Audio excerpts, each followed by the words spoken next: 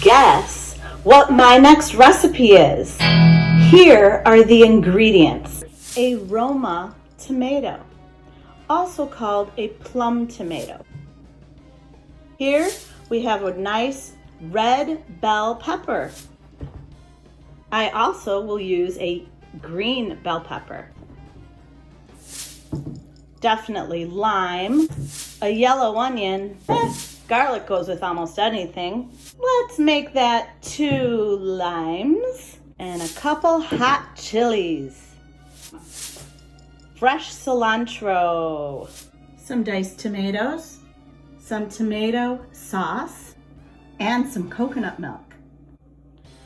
Also, before I actually prepare this, please take the time to subscribe to my channel and follow along with each recipe that I make and with each new English tip that I share. Thank you.